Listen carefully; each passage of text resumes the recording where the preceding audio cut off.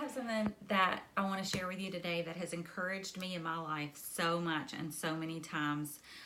From when I first came to know the Lord to every new season I walk in, it applies to you if you are just starting your journey with the Lord. It applies to you if you're starting a new leg of your journey with the Lord. But it's just a short little phrase from the Bible, and it's in 1 Timothy 4:7. And this is what it says: train yourself to be godly. Train yourself to be godly. This is so encouraging to me. Paul's writing it to Timothy, who's already doing all this ministry, and he's telling Timothy, hey, train yourself to be godly. We can train ourselves to be godly. Isn't that awesome?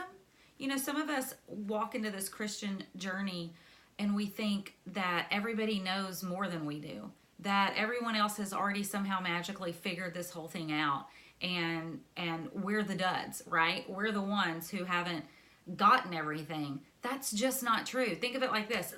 If you went into the bowling alley and you started to bowl and it was your first time bowling, you picked out your ball and you rolled it and it right in the gutter, and you look around and you see all these other people like in their fancy bowling clothes, right? They have like matching outfits and they have like fancy balls with like their names on them and stuff, and they start to roll their balls, and their balls like knock down all the pins, and everywhere you look they are killing it.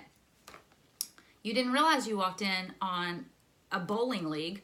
You didn't realize that these people are people who practice 4 times a week to bowl. You didn't realize that these are people who've been bowling since they're 10 years old. You didn't realize that these are people who have studied bowling and practiced their moves. Listen, all of life can be like that. As beginners, guess what you are? You're a beginner. Guess what you need to do to gain more knowledge? You practice. You practice things. You practice being godly. And you know, that may not sound like super spiritual. We'd rather have like the magic fairy dust sprinkled on us and like all of a sudden we're like, like we're godly people. It doesn't happen that way. It doesn't happen that way for anyone. That's why Jesus had to come in the first place, because he was like, y'all jokers don't know what y'all are doing. You can't get there. Even if you had the heart to get there, you can't get there. We needed Jesus to cleanse us. We needed Jesus to take away our sins. And that's what he did. And now that he's done that and we've accepted him, this is when we train ourselves. We train ourselves to get to know him. We train ourselves to love him by spending time with him. Just like in any relationship in your life, you get to know them by spending time with them. You get to know them by figuring out who they are and letting them in to see who you are. That's how you train yourself to be godly. You just do it. And then you do it some more. And then you do it some more. I have this cookbook here. When I got married, I didn't know anything about cooking. I didn't know anything about buying ingredients to cook. And I was at work and a traveling salesperson came by selling different cookbooks. So I got this one. It is Campbell's Quick and Easy, because I figured that was about my speed. So I went to the store. I didn't know anything. I was going to cook some spaghetti out of here. I didn't even know how to buy ground beef, y'all. I had to ask somebody, where do you buy the ground beef? How does ground beef come? Do I ground it myself? What is this business? So I get home and I start. This is how little I knew about cooking. I didn't even know you couldn't put the cookbook on the stove. This is a mark of my beginning learning to cook. I have kept this for 23 years because it encourages me so much in different areas of my life. It encourages me because I didn't quit when I almost set this cookbook on fire. I didn't quit when I was embarrassed at the store to ask for ground beef. I didn't quit when, I burned a lot of dishes, let's be honest. I didn't quit. I kept going. And guess what? I'm a great cook. I'm a great cook. I know how to buy anything in the store. I know how to make all kinds of dishes. I know how to follow a recipe. I know how to make up my own recipe. Why? Because I've had a lot of practice. And I love cooking. And I love the fact that I have spent this journey learning to cook. I laugh at my mistakes. I think that, the things that I've messed up sometimes are the things that I've learned the greatest things from. And your Christian journey can be like that.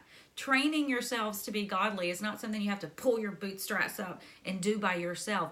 It's a journey that Jesus has invited you in on. It's an exciting journey. Will you make some mistakes? Yeah, you probably make some mistakes. Will you feel embarrassed if you have to ask questions that you think everybody else already knows? You might, but listen, I promise you, not everybody knows that stuff. You don't feel like the outsider. We are all outsiders invited in by the love and grace of Jesus, and he wants us to learn how to love him, learn the rhythms of grace, learn how to read the Bible. So just keep going. Commit to yourself and commit to the Lord. You know what? I'm going to train myself in this life of godliness.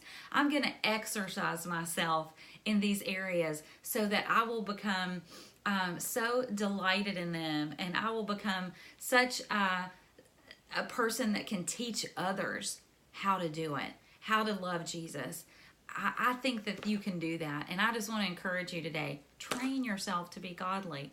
You can learn all the things. Don't be overwhelmed by all that you don't know. That's the exciting part.